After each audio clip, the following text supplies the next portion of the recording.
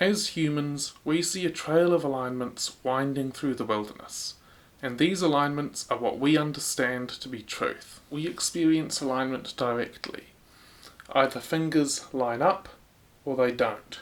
And if Mum says there's cake in the fridge, does that predict what I find when I go and look, or doesn't it? So we build up these networks of alignments from our experiences to do with what words mean, what things are, and so on, constructing these trails, a network, building up our worldview. It is not so simple, however, to find out how these networks fit together, because sometimes people contradict each other, and so then we start trying on different beliefs, different models of truth, to try and explain why sometimes things contradict, and sometimes they fit together. So for a few possibilities that people have believed, well, maybe the gods define reality. So when you find a contradiction, it means the gods are fighting. Or maybe reality is an illusion, and so contradictions are actually meaningless. Or maybe there is one universal true network, and anybody who disagrees is just wrong. Or maybe you just keep on solving contradictions one after the other, and it's the truth once nobody disagrees anymore. Or maybe it really is modular, and the real mystery is when separate people and groups agree on anything at all. But yeah, I can't prove that there are no ultimate contradictions. I just haven't found any and have to take it on faith that they don't exist. Regardless, however, alignment is still the basic building block of truthiness, regardless of what broader structure you're trying to apply to it. And so, when we tell people that they should tell the truth, what we mean is that we should say the things that align with what they believe. You know, we use words like crooked or twisted for dishonesty.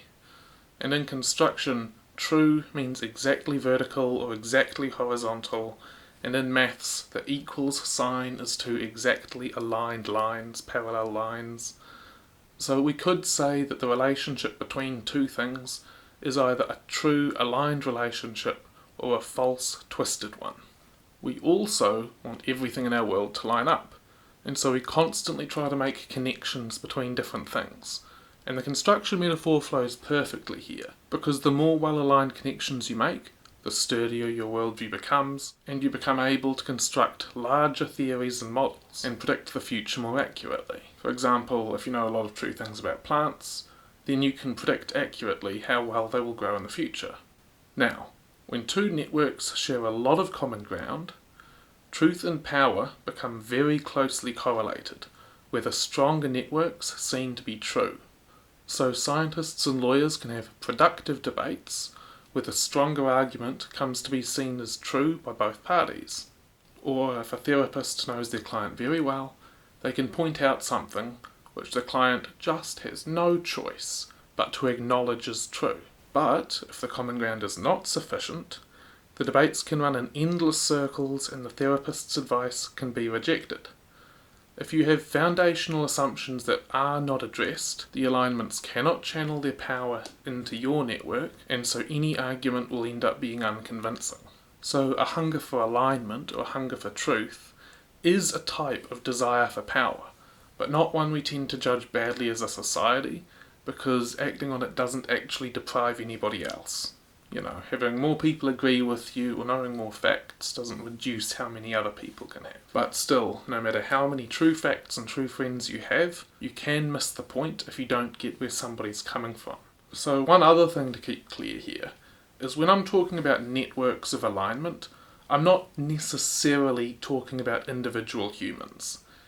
Anything like a network is being defined by a particular perspective. So if you're sharing a methodology or a tool, you'll see things in the same way and be within the same perspective as your partners. In particular, there are two different perspectives that often get upscaled into whole theories of truth.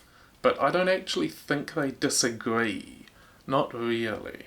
One is choosing an ultimate frame of reference, and then you define truth as whatever corresponds to that, with the advantage of the truth never changing, but with the disadvantage being that you can't easily access it because you're not all-knowing. Or you can use a localized definition where truth is whatever is the most coherent possibility within your local frame of reference, looking at all the facts you know. The advantage being that you can have and use the truth because it's right there, but with the disadvantage being that the truth might change when you learn something new. I don't really say that they disagree, or I'd say the only real disagreement is about which definition merits the grandness of the word truth. But again, it can be confusing if people don't specify where they're coming from. I think that the reason psychologically that people often take one path or the other here is that there are exactly two ways to calculate how good something is. A, are the bad things minimised, or B, are the good things maximised? Thinking about coherence is focusing on removing the contradictions in the entire network, and thinking about correspondence is looking for a source of maximum certainty and authority, so that everything else can follow along behind. Unfortunately, I won't be able to cover it here, but I think that this particular duality is responsible for all sorts of things in the real world, such as masculinity and femininity, committee governance and single leaders, and sort of boasting culture versus cancel culture. But, anyway again, how do normal people treat truth?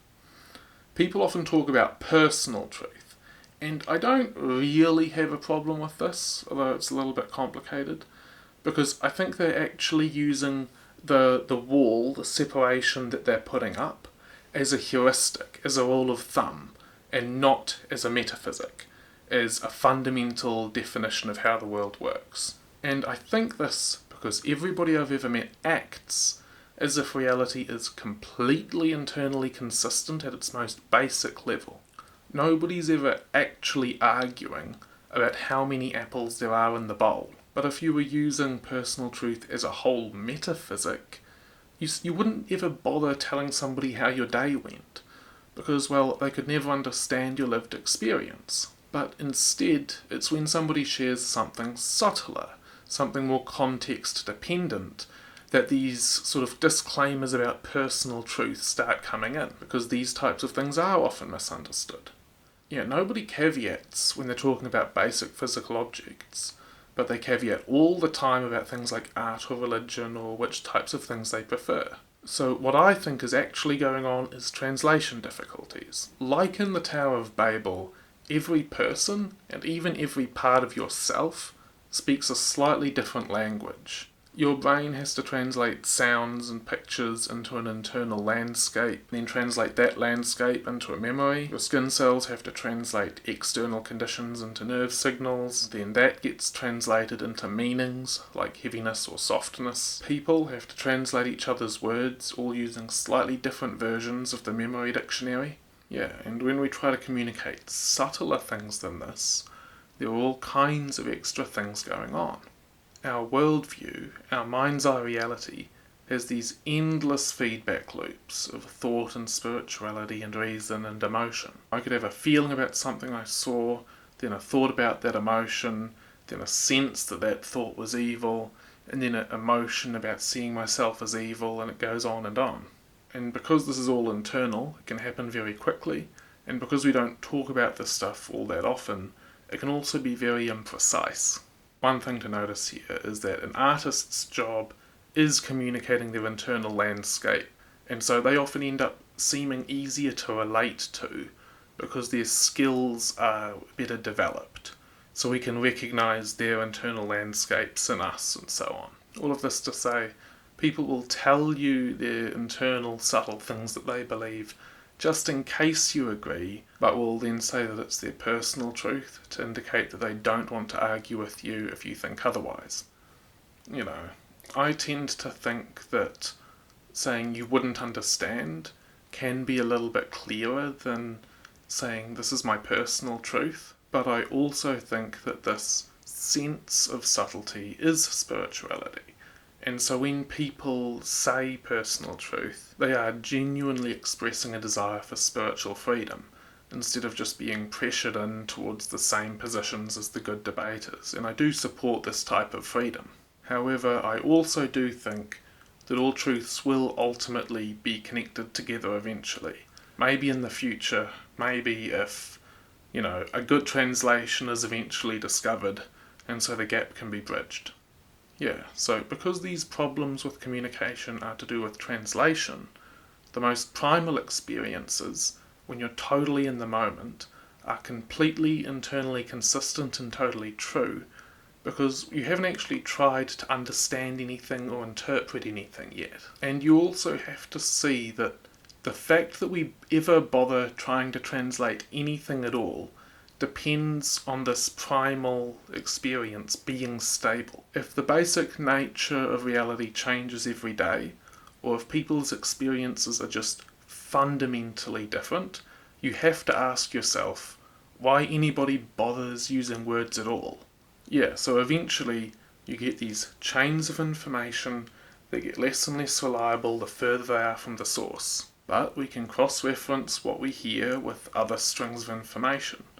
And so if somebody tells me that islands are floating on the ocean, I could cross-reference this with my knowledge that rocks sink, and now I have a method of becoming a little bit more skeptical of the first claim. Yeah, and so once again we're back to the start, where you sort of cross-reference your chains, and now truth is a network of alignments, as we use it and how we understand it as humans. So I'm moving more towards less connected parts of my thoughts on this.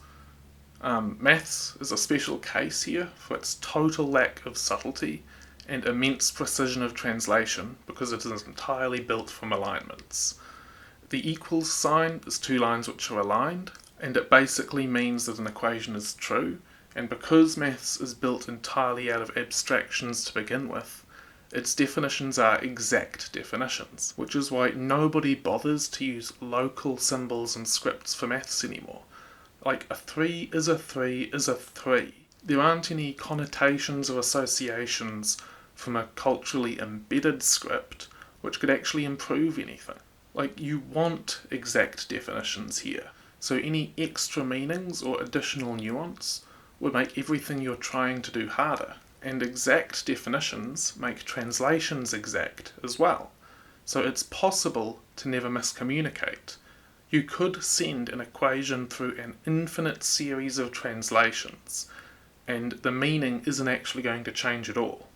Yeah, which is nice. And to bring up my final point, something else vaguely related to all this is that a circular argument is one that goes if A then B, and if B then A. Now, this is internally consistent, we could say internally aligned, but it has a strange property where it's compelling only if you already live within it. If you believe A or B already, the whole argument is completely logical, but if you don't, the whole thing is completely dismissible. The reason why it's so important to find common ground at the start of a debate is that if you don't, you can both get stuck in loops that are internally consistent, but that contradict each other, and then you just end up talking past each other. It's at this point that the chain of logic has faltered, and we reach the softer criteria for choosing which loop to follow. These are Occam's razor, the burden of proof, and explanatory power, which is where we try to argue which loop is the most elegant, has the most common sense, and is the most useful, respectively. The burden of proof is especially slippery though, because which system seems the most normal does actually depend on where you live, and people absolutely live within these loops of logic. Like, if I saw a dozen miracles a day, why should I need to do any proving? Surely it's someone else's job to disprove me.